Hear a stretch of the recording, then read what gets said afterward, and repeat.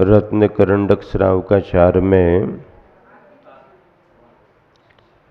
सम्यक दर्शन का संदर्भ चल रहा है और उसे निर्दोष बनाने के उपाय बतलाए जा रहे हैं। आचार्य महाराज कह रहे हैं कि अगर सम्यक दर्शन, ज्ञान, चारित्र जैसी संपदा अपने पास है तो फिर बाहरी वैभव विभूति ना भी हो तो भी श्रेष्ठ माने जाएंगे। और बाह्य वैभव बहुत है लेकिन सम्यक दर्शन, ज्ञान, चारित्र की संपदा नहीं है तो बाह्य वैभव का कोई मतलब नहीं है। कल के दिन आप सभी ने सुना था कि पुण्य के योग से प्राप्त भौतिक उपलब्धियों पर अपने को बहुत बड़ा मानना और जिससे प्राप्त नहीं है उसे बिल्कुल कुछ भी नहीं समझना, ये दृष्टि ठीक नहीं। उपलब्धियों पर हर्ष तो होता है, गर्व और गौरव भी होता है क्योंकि उसका भाग्य है, उसका पुरुषार्थ है। तो उपलब्धियों पर गर्व और गौरव करे यहां तक तो फिर भी ठीक है अपने आप में, लेकिन जिन्हें प्राप्त नहीं है उन्हें कुछ भी नहीं समझना, उन्हें हतोत्साहित करना, उन्हें अपमानित करना, उनका तिरस्कार करना, ये धर्म का भाव नहीं माना जाता। इसीलिए आचार्य महाराज ने कहा कि पुण्य के उदय से अगर तुमको कोई सामर्थ्य, शक्तियां प्राप्त हैं तो उनका सदुपयोग करो, व्यर्थ का अहंकार करके उनका दुरुपयोग मत करो।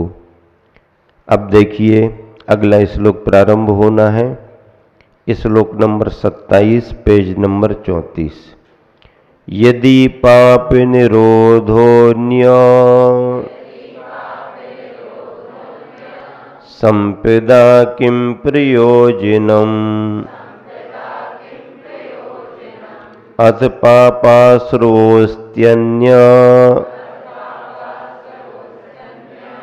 संपदा किं प्रयोजनम्।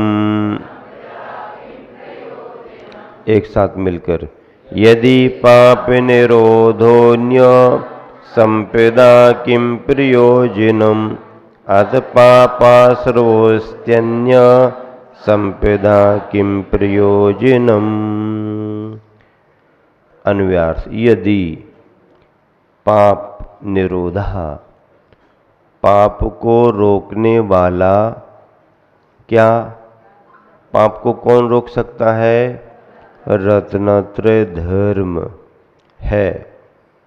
तो अन्य संपदा किम प्रयोजनम, फिर दूसरी अन्य संपत्तियों से क्या प्रयोजन है? और यदि पापाश्रवः, पाप का आश्रय हो रहा है, मिथ्यात्वादि की अवस्था है, तो फिर अन्य संपदा किम प्रयोजनम, फिर और बाहरी संपत्तियों से क्या प्रयोजन? भावार्थ पढ़ें, क्या लिखा है? यदि किसी के पास पाप निरोध के लिए रत्नत्रय निधि है, क्या है? रत्नत्रय की निधि है। रत्नत्रय की निधि क्या काम करती है? अशुभ कर्म की प्रकृतियों के आश्रयों को रोक देती है, संबर कर देती है। जैसे किसी के पास सम्यक दर्शन है तो बहुत सारी अशुभ कर्म की प्रकृतियां नहीं आएंगी जो दुख देती हैं, हीनता महसूस कराती हैं, आदि आदि।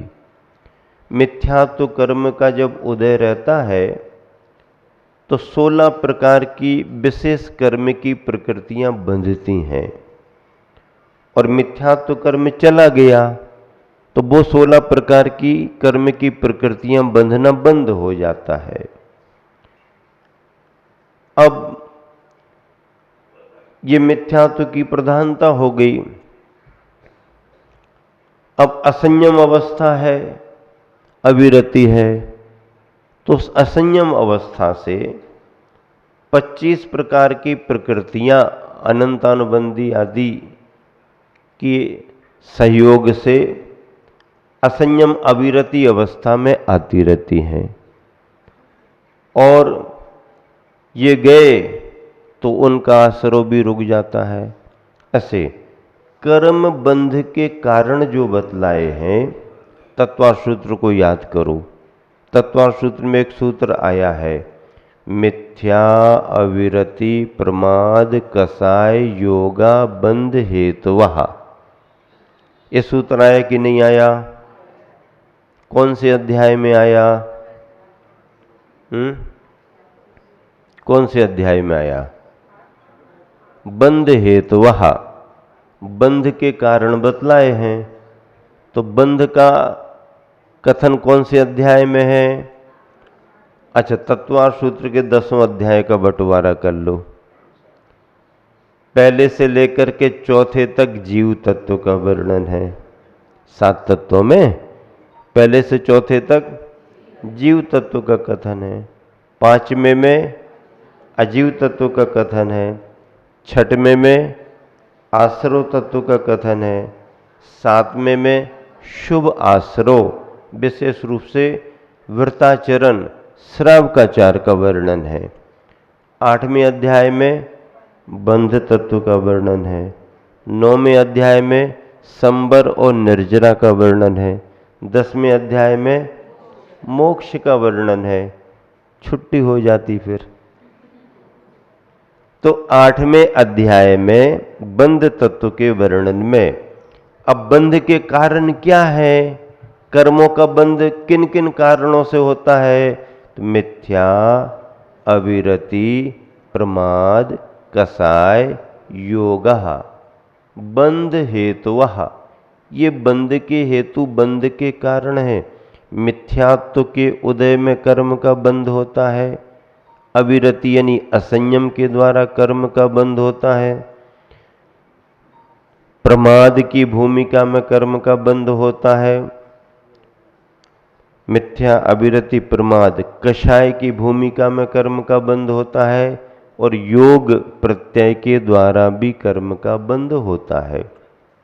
फिर इन कर्मों के बंधन से, आश्रव से बचने का उपाय क्या है, तो सगुप्ती समिति धर्म अनुप्रेक्षा परिसयजय और चारित्र, ये कर्म के आश्रव बंध को रोकने वाले हैं। ये उपाय हैं कर्म के आगमन को रोकने के लिए, कर्म के बंध को रोकने के लिए उपाय क्या बताए? 9वें अध्याय में उपाय बताए। संबंध निर्जरा की बात की, गुप्ती समिति अनुप्रेक्षा परिसयजय चारित्र, इसकी चर्चा फिर अलग होती। मतलब कर्म बंध के कारण भी बतलाए गए हैं, तो कर्म बंध से बचने के उपाय भी बतलाए गए। मिथ्यात्व कर्म का बंध कराता है, तो सम्यक दर्शन कर्म से छुटकारा दिलाता है। अज्ञान कर्म का बंध कराता है, तो सम्यक ज्ञान कर्मों से छुटकारा दिलाता है। असंयम अचारित्र कसायों की तीव्रता कर्म का बंध कराती है, तो संयम चारित्र कसायों की मंदता कर्मों से छुटकारा दिलाती है। वही संदर्भ सम्यक दर्शन के रूप में रत्न करंडक श्रावकाचार्य में चल रहा है। पहला अधिकार, पहला अध्याय रत्न करंडक श्रावकाचार्य का सम्यक दर्शन का है। अभी सम्यक दर्शन की ही चर्चा चली आ रही है।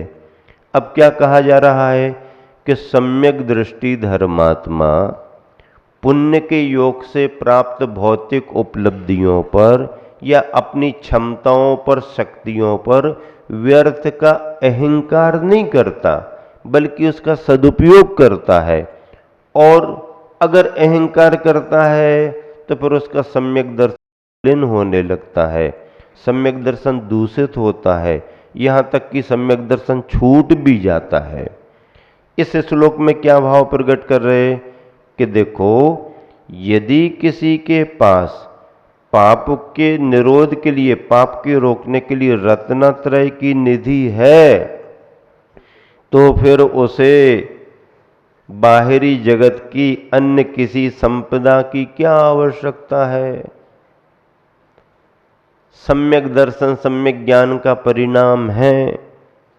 तो अब भैया महल उसका हो या ना हो, कुटिया में भी काम चल सकता है, ठीक है ना।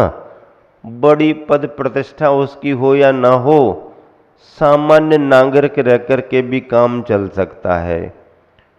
अब उतना पुण्य का योग नहीं है कि बड़ी बड़ी मान प्रतिष्ठाएं उसकी हो, बड़े बड़े पदों पर उससे बिठाला जाए, या बड़ा व्यापार हो, या बड़े बल आदि मिले। मान लीजिए पुण्य का योग नहीं है तो नहीं होगा, लेकिन उसने इस भाव में अपने भव्यत्व भाव से, अपने परिणामों से अगर सम्यक दर्शन प्राप्त कर लिया, तो बाहरी चीजें ना भी हो तो उसके सम्यक दर्शन के कारण उसका अधिक महत्व है। और क्या कह रहे, और यदि किसी के पास पापाश्रव, मिथ्या दर्शन आदि मौजूद हैं, पाप के कारण मौजूद हैं, तो फिर अन्य लौकिक संपदाओं की भी क्या सार्थकता है। पहले वाले को आवश्यकता नहीं और इसके होने पर इसकी कोई सार्थकता नहीं है, वे तो कालांतर में नष्ट होंगी ही। देखो एक नीति बताते हैं आपको, इससे जल्दी समझ में आएगा। आप सब कहते हो ना कि पूत कपूत तो का धन संचय, और पूत सपूत तो का धन संचय। ज्यादा चिंता काहे को कर रहे। बेटा अगर सुयोग्य निकल गया तो फिर तुम ज्यादा उसे ना भी सौंप पाओ, विरासत में कुछ ज्यादा ना भी दे पाओ, तो भी वो अपने हुनर से अच्छा कर लेगा।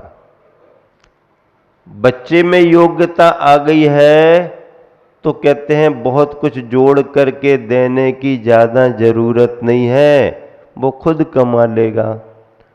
और अगर बच्चा योग्य नहीं बन पाया है, उसमें व्यापारिक कुशलता नहीं आ पाई है, या व्यवहारिक कार्यों में वह कुशल नहीं हो पाया है, तो तुम चिंता कर करके बहुत सारा जोड़ करके भी उसको दे दोगे तो भी उसका उपयोग नहीं कर पाएगा।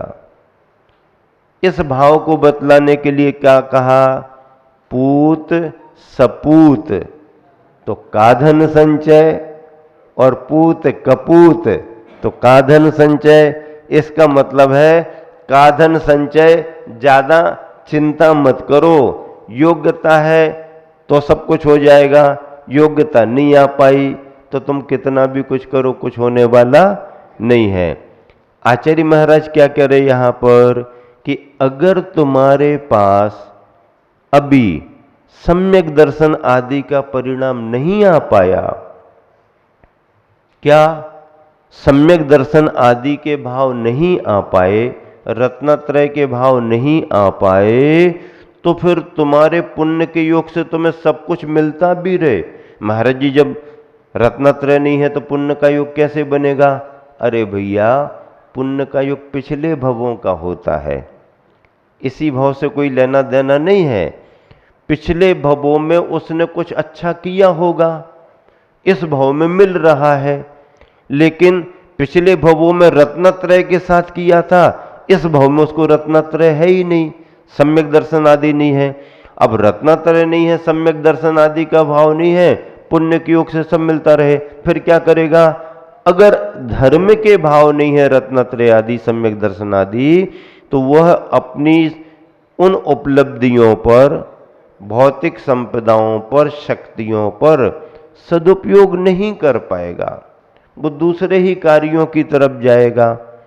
और अगर अपने पास में सम्यक दर्शन आदि हैं और मान लीजिए पुण्य कर्म का उदय नहीं है, अनुकूलताएं नहीं है, तो भी ज़्यादा चिंता करने की जरूरत नहीं, क्योंकि कर्म का आश्रय तो रुकेगा ही रुकेगा। इस तरह से आचार्य महाराज ने धर्म का ही महत्व बतलाया है, रत्नत्रय का ही महत्व बतलाया है। और ऐसा रत्नत्रय सम्यक दर्शन के साथ, सम्यक दर्शन कैसे होता? भव्य जीव को ही होता है, भव्य जीव को ही होता है, अभव्यों को नहीं होता।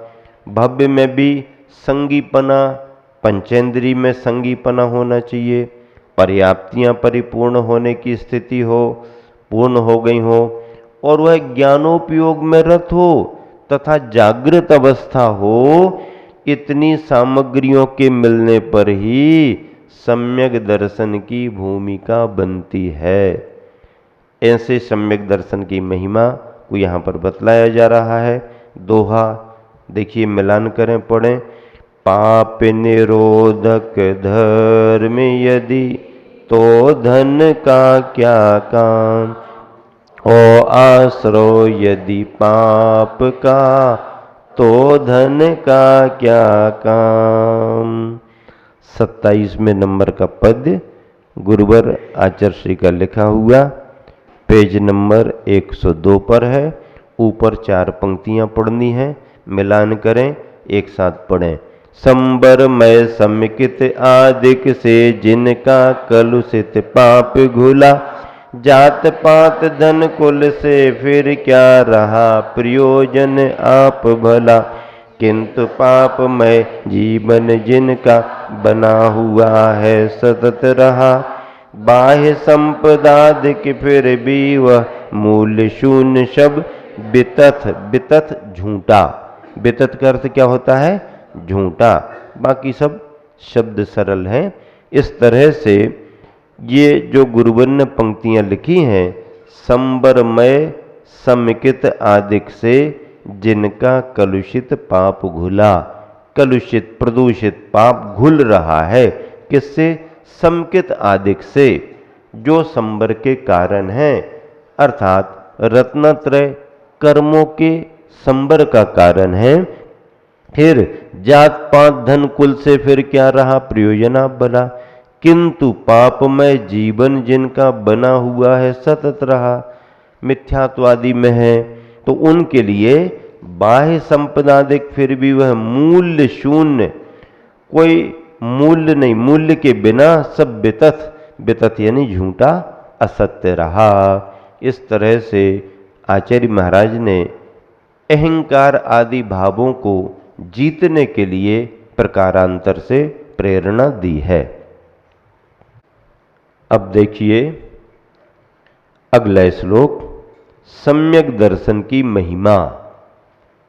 देखो सम्यक दर्शन का महत्व कितना है, इस श्लोक में उदाहरण देकर के समझा रहे हैं। सम्यक दर्शन संपन्न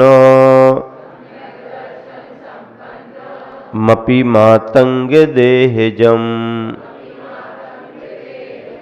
देवादेवं विदुर्भस्म, गूढ़ांगारांतरौजसम। एक साथ मिलकर, सम्यक दर्शन संपन्न मपि मातंग देहजम, देवादेवं विदुर्भस्म, गूढ़ांगारांतरौजसम। देवः, गणधरादिक देव। कथन तीर्थंकर भगवंतों के ज्ञान से शुरू होता है और उस ज्ञान की जो व्याख्या को स्पष्ट करते हैं, व्याख्या को स्पष्ट करने के लिए जो अधिकृत हैं वो गणधर कहलाते हैं। सभी तीर्थंकरों के गणधर हैं, गणधरों की चर्चा आती है। गणधर तद्भव मोक्षगामी होते हैं, उनको उसी भव में केवल ज्ञान भी होता है, विशिष्ट रिद्धि संपन्न होते हैं। ऐसे गणधर आदिनाथ भगवान के 84 गणधर थे, महावीर भगवान के 11 गणधर थे, आदि सभी तीर्थंकरों के गणधरों की चर्चा है। तो क्या कहते हैं? देवः यानी गणधरादिक देव। क्या कह रहे हैं? मातंग। मातंग का अर्थ क्या? क्या लिखा है देखो, चांडाल। चांडाल आप सभी समझ गए, जो हिंसा आदि का काम करता है। अभी भी वर्तमान में फांसी की सजा देने वाले रहते हैं, जो जल्लाद, जिनको क्या कहा जाता है? जल्लाद। उनका पुश्तैनी वही काम रहता है। वो जिस कुल में जन्म लेते हैं उनका कुल कर्म माना जाता है, वो ऐसा काम करते हैं। अथवा चांडाल काष्टों में एकदम निम्न काष्ट, जिसे मतलब ये कहा जाता है मातंग संस्कृत में, चांडाल हिंदी में। देहजम उस कुल में उत्पन्न हुए भी।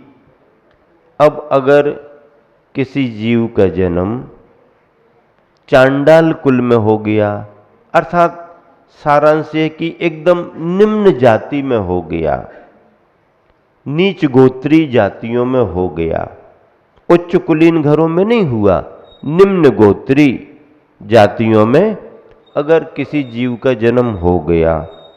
अब जन्म तो हो गया, जन्म तो मिथ्यात्व कर्म की वजह से, अज्ञानता की वजह से, उसके पाप कर्म की वजह से हुआ है। सम्यक दर्शन का परिणाम अगर उसको पिछले भाव में होता, इस कुल में जन्म नहीं होता। क्या ये बात पक्की है कि पिछले जन्म में अगर उसके पास सम्यक दर्शन का परिणाम होता तो निंद कुल में, ऐसे कुल में जन्म नहीं होता। लेकिन अब जन्म हो ही गया, मिथ्यात्व की वजह से हो गया। अब जन्म ले लिया है तो सम्यक दर्शन प्राप्त कर सकता कि नहीं? देखो, सम्यक दर्शन प्राप्त करने के लिए अकेले जैनी होना ही जरूरी नहीं है, तुम्हारा ही कॉपीराइट नहीं है। हमने तो जैन कुल में जन्म ले लिया तो हम तो सम्यक दृष्टि हो ही जाएंगे, कोई जरूरी नहीं है। नहीं नहीं, हम भी तो मंदिर जाते हैं, जाते रहो। कई लोग जाते हैं, कई लोगों को ले जाना पड़ता है। छोटे बच्चे हों तो फिर भी जमता है कि ले गए हैं। अब कई बड़े बच्चे हो जाते हैं, उनको भी ले जाना पड़ता। बड़े बच्चों को कब ले जाना पड़ता है? नहीं जाने वाले भी बड़े बच्चों को कब जाना पड़ता है? जब उनका विवाह हो रहा हो। चलो चलो चलो जल्दी चलो। कहाँ चलो? मंदिर चलना है। नहीं नहीं, हमारी श्रद्धा नहीं, हम नहीं जाते मंदिर। श्रद्धा हो या ना हो, चलो बाजे वाले आ गए, श्रीफल चढ़ाना है। और जब वापस आते हैं लेकर के तो हाथ लगाने भी जाते कि नहीं जाते? अब पता नहीं अभी चलन है कि नहीं है, है ना? तो हाथ लगाने जाते हैं। नहीं नहीं, हमारी तो चुप, श्रद्धा हो या ना हो चलना पड़ता है। कोई परिवार चाहे मंदिर आता हो चाहे ना आता हो, श्रद्धा हो या ना हो, इस कुल में जन्म लिया है। अगर मान लो अशुद्धि हो गई तो शुद्धि के समय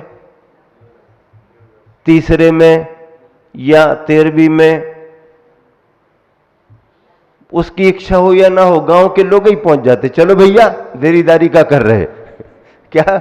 चलो चलो चलो चलो भैया, हमें भी दूसरा काम है ना, जल्दी करो ना, हमें भी नहीं दुकानदारी धंधा देखना है, जल्दी करो ना। सब 5 पंच पहुंच गए, हो भैया चलो। कोई पूछने लगता है ये तो कभी जाते नहीं, ये जाएं या ना जाएं, अभी इनको शुद्ध कराने ले जाना है। ये क्या है? ये कुलाचार है। इस कुल में जन्म लिया है तो तुम्हारी श्रद्धा हो या ना हो, तुम्हें इन अवसरों पर जाना ही पड़ेगा। सामाजिक व्यवस्था है और करना पड़ता है, करता है। तो ऐसा कर रहा है तो सम्यक दृष्टि हो गया क्या? नहीं, ऐसे में सम्यक दृष्टि नहीं होगा कि तुमने जन्म लिया सो सम्यक दर्शन हो गया, तुम मंदिर जाने लगे या तुम्हें ले जाया गया तो सम्यक दर्शन नहीं। अगर तुम्हारे परिणाम वैसे बनने लगे तो इस कुल में सम्यक दृष्टि बनने के लिए सुविधा ज्यादा है, क्योंकि वैसा वातावरण है। देव शास्त्र गुरु की सन्निधि है, देव शास्त्र गुरु का सानिध्य मिलता रहता है। तो इस कुल में सम्यक दर्शन पाने के चांसेज, अवसर ज्यादा रहते हैं। क्यों? वातावरण वैसा, वैसी धर्म की बातें सुनते रहते हैं, मंदिरों में देखते, प्रतिमाओं को देख देख करके वीतरागता का बोध हो जाता है, इसलिए। लेकिन दूसरे समुदाय वाले सम्यक दर्शन प्राप्त नहीं कर सकते, ऐसा नहीं है। दूसरे समुदाय वाले भी अगर उनके अंतर मन में इस तरह की श्रद्धा आ गई, इस तरह के भाव आ गए, तो अन्य समुदाय में रह करके भी वो सम्यक दर्शन को प्राप्त कर सकता है। पर एक बात है कि सम्यक दर्शन का परिणाम आ सकता, पर उसको बनाए रखने के लिए, टिकाए रखने के लिए उसको अपनी कुछ प्रवृत्तियों में परिवर्तन भी करना पड़ेगा। अहिंसा, दया, करुणा का संस्कार उसे बनाना पड़ेगा। हिंसा के परिणामों के साथ सम्यक दर्शन नहीं टिक सकता। अभक्ष अशुद्ध वस्तुओं में लगे रहते, दया ही नहीं है, तो सम्यक दर्शन नहीं टिकेगा। कुल कोई भी हो, जन्म कहीं भी हो, शर्त है कि संगी पंचेंद्री पना होना। कीड़े मकोड़ों को, विकलत्रियों को नहीं होगा, स्थावरों को नहीं होगा। पंचेंद्री होने पर भी मिलिच खंड का मनुष्य, तो मिलिच खंड में पंचेंद्री भले है, पर्याप्तक भले है, संगी भले, लेकिन नहीं होगा क्योंकि वहां वो व्यवस्था ही नहीं है। अब त्रियंचों में भी सम्यक दर्शन हो सकता है। त्रियंच, हाँ, किसी भी जाति का त्रियंच हो, अगर पंचेंद्री है, संगीपना उसके पास है और सम्यक दर्शन प्राप्त करने योग्य उसकी योग्यता है, तो वह त्रियंच भी सम्यक दर्शन को प्राप्त कर सकता है। इसलिए सम्यक दर्शन पर हमारा ही अधिकार है, कॉपीराइट हमारे ही समुदाय को हो, ये अहंकार नहीं करना। हाँ, किसी भी कुल में सम्यक दर्शन हो सकता है, त्रियंचों को भी हो सकता है। त्रियंच भी देख देख करके, सुन सुन करके सम्यक दर्शन को प्राप्त कर लेते हैं। आचार्य श्री संघ सहित विहार करते थे, करते हैं।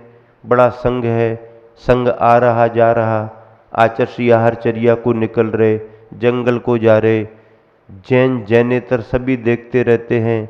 जैनेतरों के मन में भी उनकी चर्या को देख करके बड़ी श्रद्धा जाग जाती, बड़ा विश्वास जागने लगता।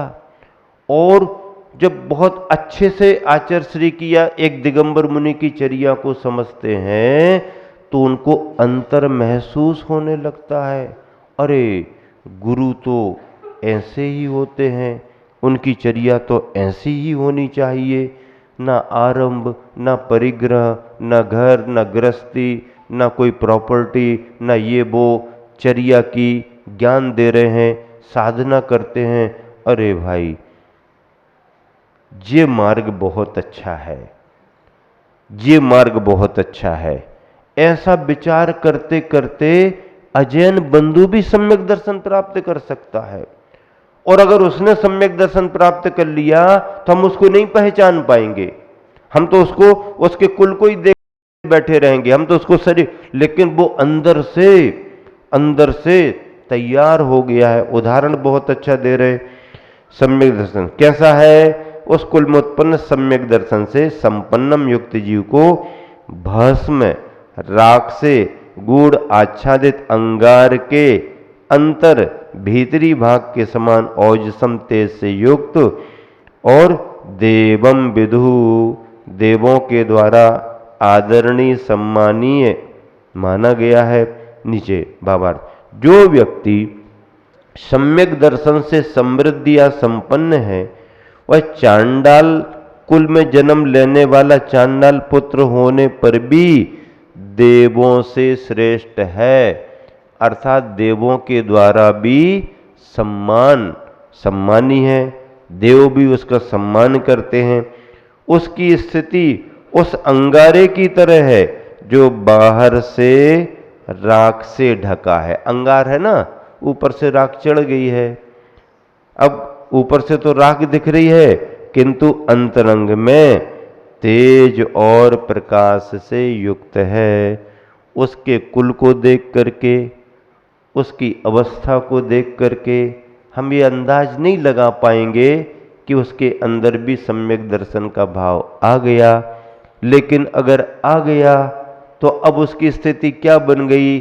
अंदर से तो अंगारा धधक रहा है लेकिन उसके ऊपर ऊपर राख चढ़ी हुई है जो समझ में नहीं आती। कितना बढ़िया उदाहरण दिया आचार्य महाराज ने। और सम्यक दर्शन की महिमा भी कितनी अच्छी बतला रहे हैं।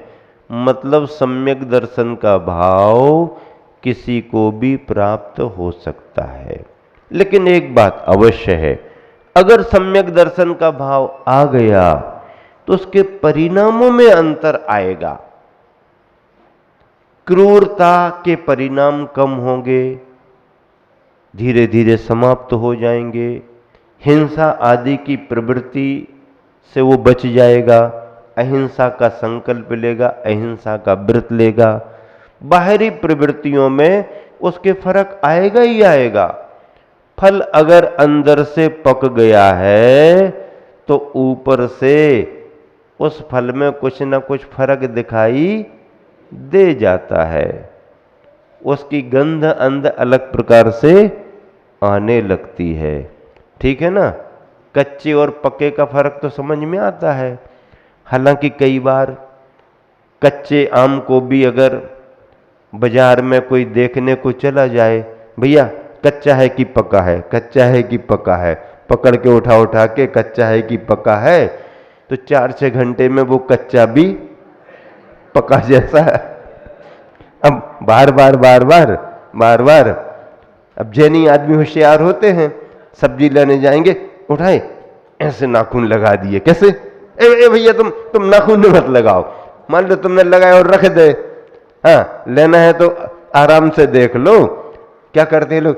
नरम है कि नहीं है, पकड़ के उसमें ककड़ी है, गिलकी है, लौकी है, नाखून लगा के नरम है कि नहीं है देखते हैं। तो दुकानदार क्या है, भैया सुनो, आप आराम से देख लो, नाखून मत लगाओ। क्यों? नाखून लगाने से वो खराब हो जाती है। एक बार ऐसा हुआ, सुनो कैसा हुआ। एक बार गर्मी का समय, ख्याल में आ रहा है ना उदाहरण, खूब तेज गर्मी पड़ी और एक आदमी सुबह सुबह टोकरे में क्या बैगन भटा बैगन भर करके ले गया गांव बस्ती शहर में कॉलोनी बेचने के लिए। अब जब वो सुबह निकला तो ताजे बैगन रखे था, तो मोहल्लों में कॉलोनियों में ले लो बैगन ले लो। अब गर्मी बहुत थी, बाहर निकलना मुश्किल, वो खुद परेशान हो रहा था, धूप तेज थी। अब वो 2-4-6 घंटे घूम करके 9-10 बजे निकला, घूम करके 4-5 बजे वापस आ रहा था। तो जब जाते समय तो क्या कह रहा है, ले लो बैगन। लौटते समय आ रहा था तो कहने लगा ले लो भरता। अरे सुबह तो ये बैगन बेचने के लिए निकला था और बैगन ही तो रखे हैं, और ये कह रहा ले लो भरता। क्यों भैया, क्या बात हो गई? अरे भैया सुबह ताजे लेकर के जा रहा था तो बैगन थे, अब ये धूप में सब उनकी स्थिति ऐसी हो गई तो भरता ही तो कहेंगे ना, ले लो भरता हो जाते हैं ऐसे। तो अब ज्यादा करोगे ना तो वे कच्चे भी पके जैसे होने लगते हैं। तो परिणाम अगर अंदर से बनने लगे हैं तो धर्मात्मा के बाहर के व्यवहार में अंतर दिखाई देता ही देता है। अंदर से हम बहुत धर्मात्मा हैं और बाहर से व्यवहार में कुछ दिखाई नहीं दे रहा, तो लोग फिर उसको अच्छा नहीं मानते। अरे भैया, धर्म की बातें तो बहुत करता है लेकिन दिखाई कुछ नहीं देता। इस तरह से आचार्य महाराज ने देखो कौन सा उदाहरण दिया।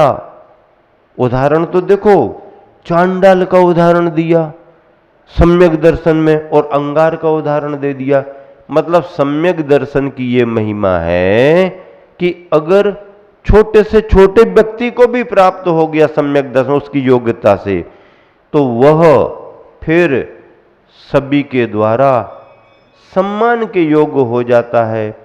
और अगर बड़े से बड़ा व्यक्ति भी है और अगर उसके पास में सम्यक दर्शन आदि गुण नहीं है, तो वह भले ही दुनिया की नजरों में बड़ा बना रहे, पर धर्म के क्षेत्र में उसकी श्रेष्ठता साबित नहीं होती है। ये धर्म का सिद्धांत है, धर्म का कथन है। दोहा पढ़िएगा। दृगधारी मातंग भी पाए देव सत्कार, निम्न कुली पर यूं समझ भस्म चढ़ा अंगार। 28वां पद्य देखिए। निजी कर्म के उदय प्राप्त कर जन्म जात चांडाल रहा, पर सम दर्शन से है जिसका भाषित जीवन भाल रहा। गणधर यादक पूज्य साधुजन पूज्य उसे भी तदपि कहा, तेज अनल जो अंदर ऊपर राख चढ़ी हो यद्यपि कहा। अनल यानी अग्नि, तेज, अग्नि का तेज अंदर ऊपर राख चढ़ी हो, इस तरह का उदाहरण दिया गया। और दूसरे श्लोक का भी भाव आपके सामने पूर्ण हुआ।